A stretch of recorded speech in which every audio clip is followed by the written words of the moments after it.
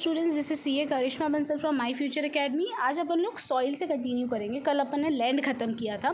Soil की सबसे पहले डेफिनेशन पढ़ते हैं। The thin layer of granny substance covering the surface of the earth is called soil. Soil मतलब क्या?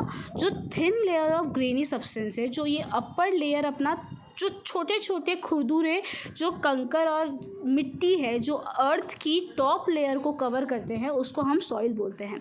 Soil is made up of organic minerals and weathered rocks found on the earth. Landform determines the type of soil.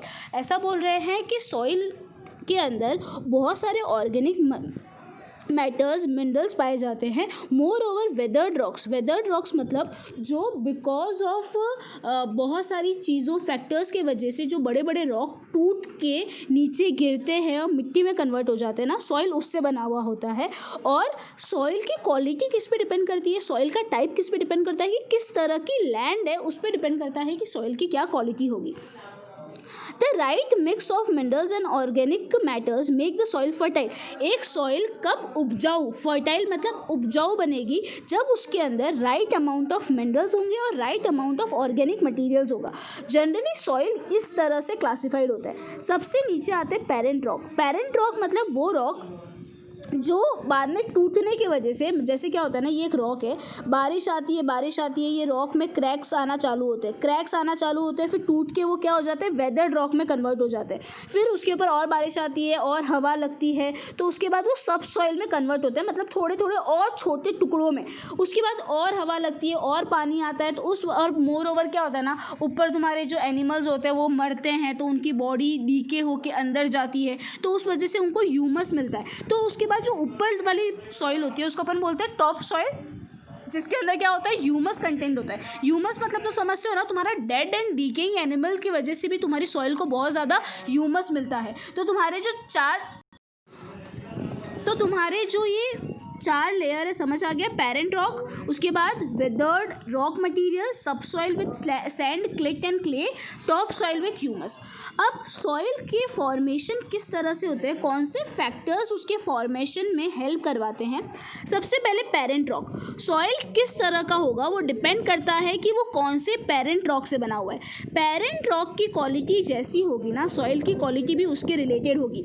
एक soil को उसका texture, उसका colour, उसका सारा content किससे मिलता है? पेरेंट रॉक से मिलता है। सेकेंड फैक्टर जो इफेक्ट करता है सॉइल के फॉर्मेशन में है वो है रिलीफ फैक्टर्स। रिलीफ फैक्टर मतलब एल्टीट्यूड मतलब हाइट। वो पर्टिकुलर जो लैंड है वो कितनी हाइट पे सिचुएटेड है, उस पर भी डिपेंड करता है कि आपकी सॉइल की क्वालिटी कैसी होगी। Flora, fauna, micro organism. आपके फ्लोरा कैसे हैं, फौना कैसे हैं, आपकी फ्लोरा कैसे है, फौना कैसे, माइक्रो ऑर्गेनिज्म कैसे, उस पर भी डिपेंड करता है सॉइल की क्वालिटी कैसी होगी। होता क्या है ना, ये सारी चीज़ें आपकी सॉइल के ह्यूमस ऐड करने में बहुत ज़्यादा हेल्प करवाती है। इस वजह से तुम लोगों का फ्लोरा, फौना, माइक्रो ऑर्गेनिज्म तुम्हारे सॉइल के फॉर्मेशन में बहुत ज़्यादा हेल्प करता है। टाइम भी सॉइल की फॉर्मेशन में बहुत हेल्प, जितना ज़्यादा टाइम लगता है ना, उतना ज़्यादा सॉइल की थिकनेस में फ़र्क आता है। तो एक और फैक्टर जो सॉइल के फॉर्मेशन में हेल्प करता है वो है टाइम। उसके बाद क्लाइमेट से ऑब्वियसली बात है सॉइल की फॉर्मेशन में बहुत फ़र्क पड़ेगा।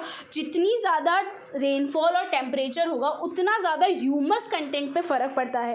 इस वजह से ये 5 फैक्टर्स हो गए जो तुम्हारे सॉइल के फॉर्मेशन में हेल्प करते हैं: parent rock, relief factor, flora, fauna, time और क्लाइमेट। ओके स्टूडेंट्स, ये पार्ट यहाँ पे खत्म होता है।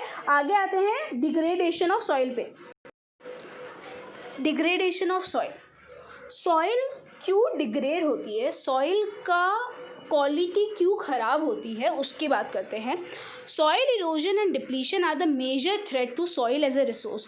सॉइल का जो सॉइल इरोजन मतलब जब आपका टॉप लेयर धीरे धीरे हटने लगता है ना, उसको अपन सॉइल इरोजन बोलते हैं। तो सॉइल इरोजन के बहुत बड़ा अपन का इम्पैक्ट करता है, अपनी सॉइल की क्वालिटी को ख़राब करता है। वो फैक्टर्स क्या क्या है जिस वजह से सॉइल ख़राब होती है? डिफॉरेस्टेशन, जो आप लोग पेड़ और पौधों को काटते हैं उस वजह से। ओवर ग्रेजिंग मतलब जब बहुत ज़्यादा एक पर्टिकुलर फील्ड पे गाय भैंस चारा चरती है तब। ओवर यूज़ ऑफ केमिकल और फर्टिलाइज़र और पेस्टिसाइड, जब बहुत ज़्यादा केमिकल फर्टिलाइज़र और पेस्टिसाइड्स यूज़ होने लगते हैं तभी भी आप लोगों की सॉइल की क्वालिटी ख़राब होती है। रेन वॉश, जब रेन आती है तो उस वजह से टॉप लेयर क्या होती है, धीरे धीरे हटने लगती है, उस वजह से भी तुम लोगों का बहुत ज़्यादा सॉइल इरोजन होता है। लैंडस्लाइड्स, जब लैंडस्लाइड्स होता है तो पूरा पूरा हिस्सा नीचे गिर जाता है, तो उस वजह से भी तुम्हारी सॉइल ख़राब होती है। फ्लड की वजह से तो ऑब्वियसली, क्योंकि ज़्यादा पानी इकट्ठा रहेगा तो वो एकदम कीचड़ कीचड़ वाली सॉइल हो जाएगी। जितना ज़्यादा टाइम वो पानी इकट्ठा रहेगा उतना ज़्यादा तुम लोगों का ह्यूमस का कंटेंट धीरे धीरे कम होता जाएगा। ओके स्टूडेंट्स, ये पार्ट यहाँ पे ख़त्म होता है। अब सॉइल कंजर्वेशन की अलग अलग मेथड्स के बारे में अपन लोगों को पढ़ना है।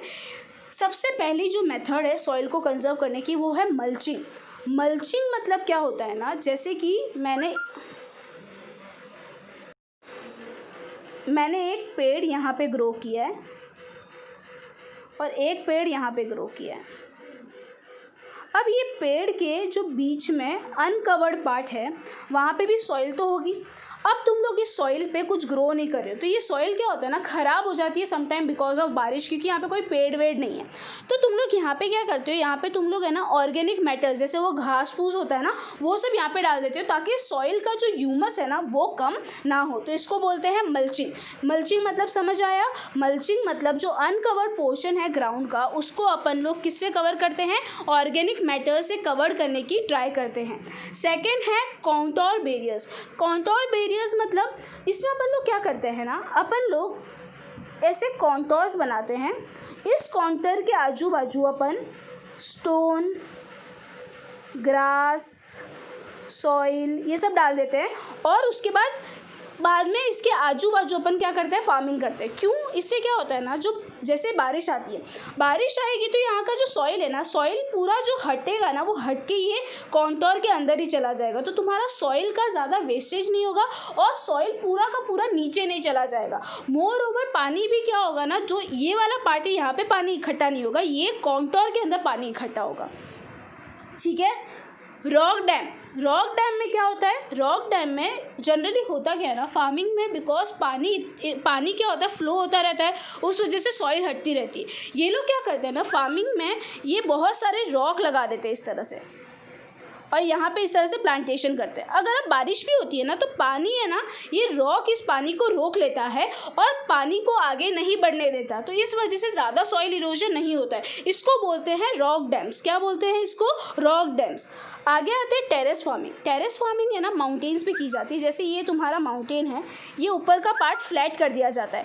ऊपर का पार्ट फ्लैट करने के बाद ये लोग क्या करते हैं, यहाँ पे फार्मिंग करते हैं। इसी तरह से हर जगह ऐसे फ्लैट करके बहुत सारे को क्या बना देते हैं, ये लोग फ्लैट सरफेस बना देते हैं ताकि पानी पूरा का पूरा ऐसे नीचे नहीं बह जाए। यहाँ का पानी यहाँ पे रुक जाए, यहाँ का पानी यहाँ पे, यहाँ का पानी यहाँ पे, तो इसको अपन बोलते हैं टेरेस फार्मिंग, ताकि पूरा का पूरा पानी साथ में बह नहीं जाए।